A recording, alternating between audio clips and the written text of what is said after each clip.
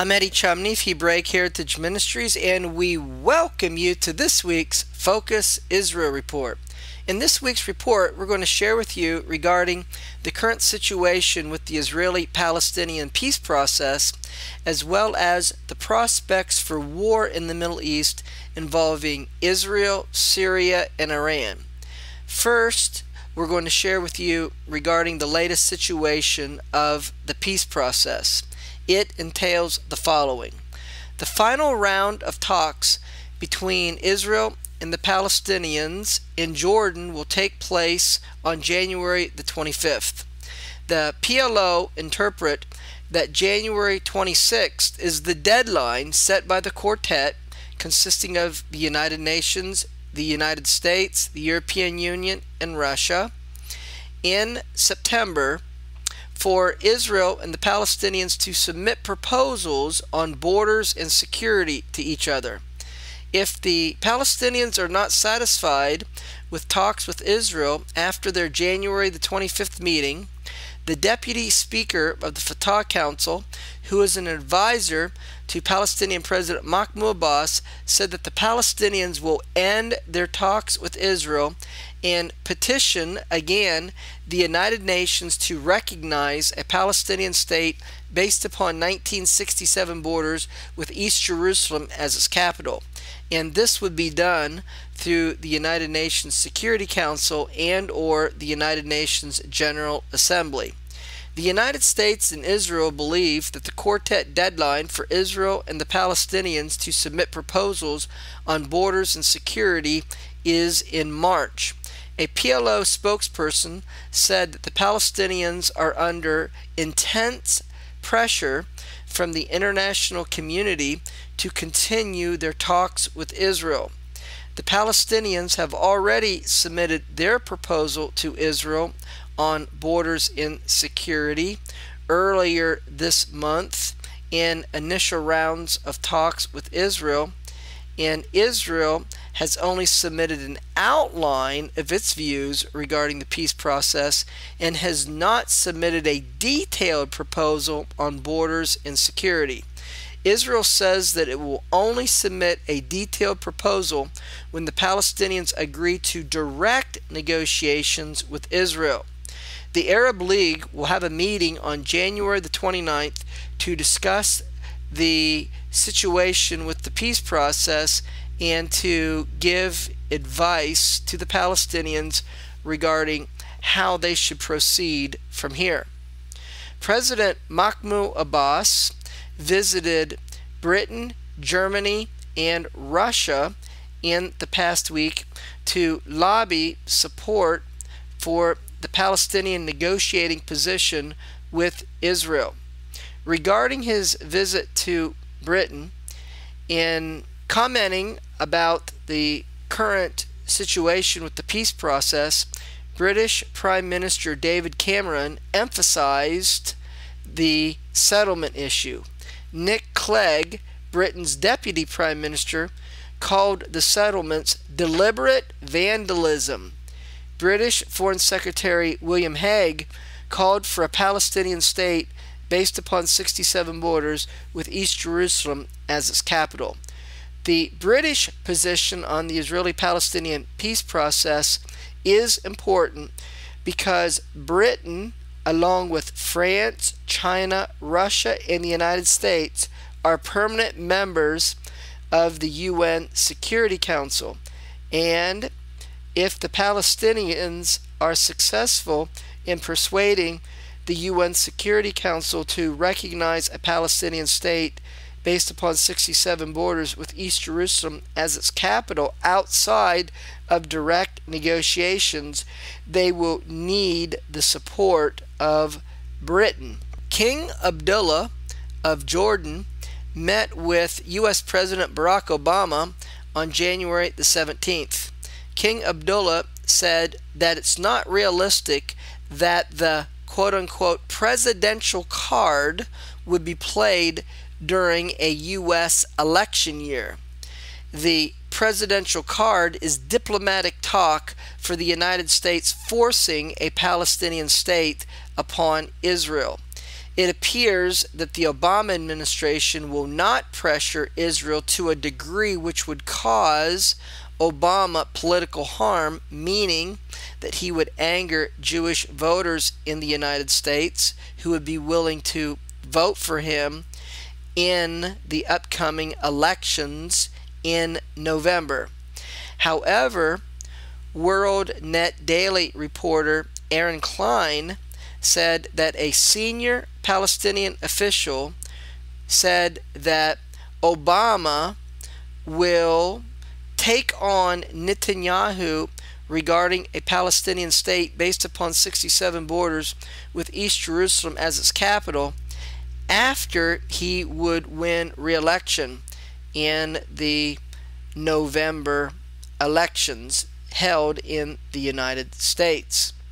Next, we're going to look at the situation with Syria and its latest developments and the prospects of there being a war in the Middle East involving Syria.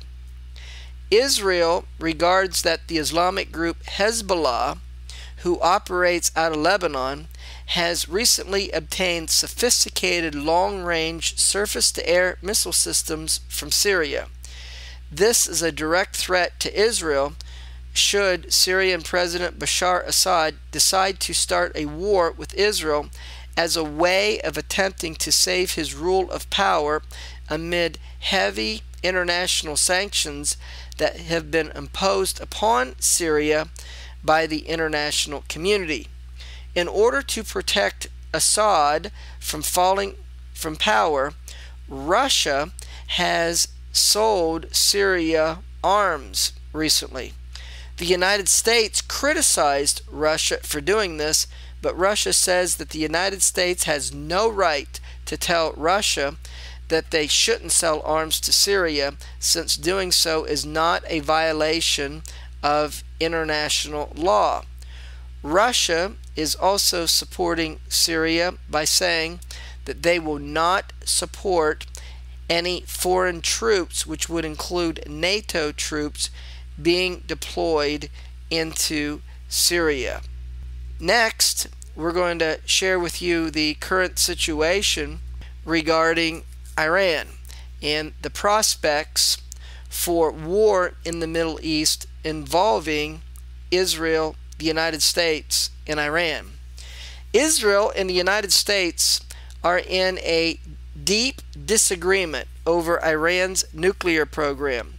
The disagreement is over red lines regarding Iran's nuclear program and a timetable in which a military attack would be upon Iran to prevent them from obtaining a nuclear weapon.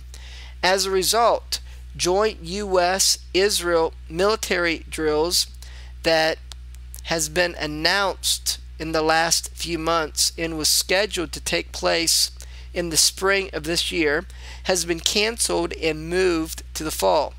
Israel Prime Minister Benjamin Netanyahu believes that the current proposed sanctions by the United States against Iran targeting its oil industry and central bank will not prevent Iran from obtaining a nuclear weapon. Netanyahu believes that Iran has made a decision to be a nuclear state despite sanctions being imposed against it, and military action is quickly needed by the United States before it is too late. Other top Israeli officials echoed Netanyahu's concern. Israel Foreign Minister Avigdor Lieberman called upon the international community to go from words to deeds regarding the Iranian nuclear threat.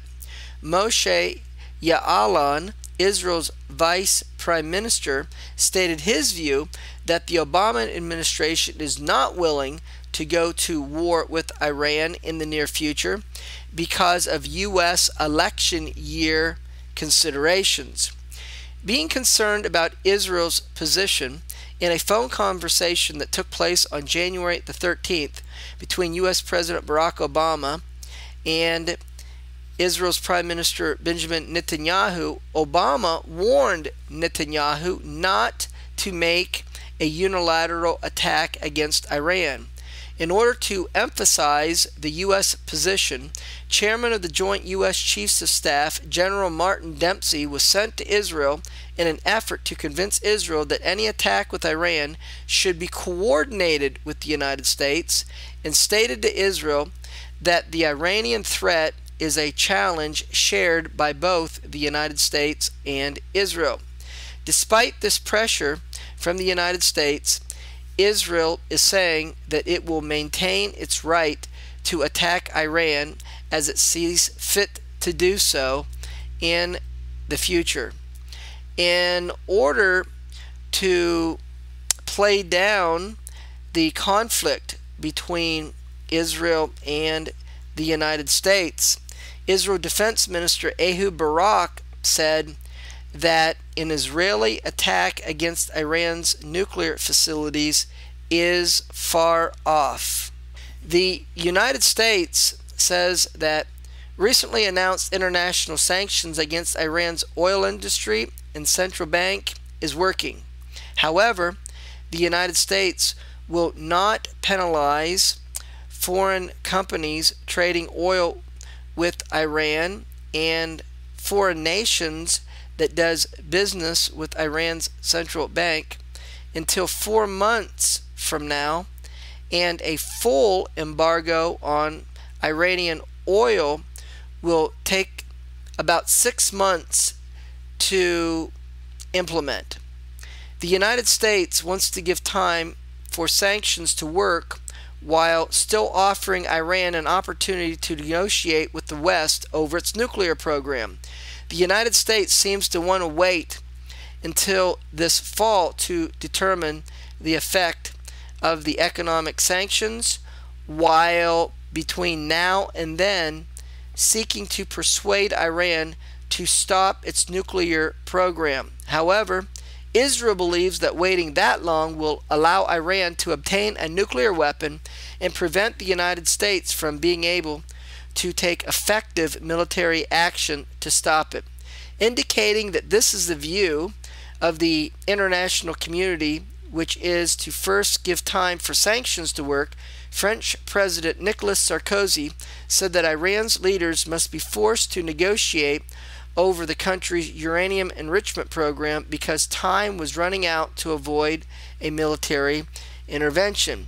He also said that France will do everything to avoid military intervention, but there is a need for stronger, more decisive sanctions that will stop the purchase of Iranian oil and freeze their assets of the central bank. And those who don't want that, speaking and referring to Israel, that they will be responsible for the risks of a military conflict which would cause a world war.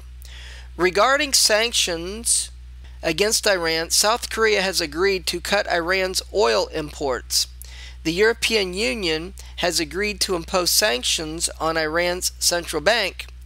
However, Russia said that it will not impose sanctions upon Iran's central bank, and that anyone who attacks Iran is also attacking Russia, thus risking a world war. Well, that is going to conclude this week's Focus Israel report, where we looked at the current situation regarding the Israeli-Palestinian peace process, wherein there's a critical meeting being held between Israel and the Palestinians, and from that meeting it will be decided the future direction of the negotiations. We also discussed prospects for war in the Middle East involving Israel, Syria, and Iran. Until we do it again, Shalom in Yeshua the Messiah. Amen.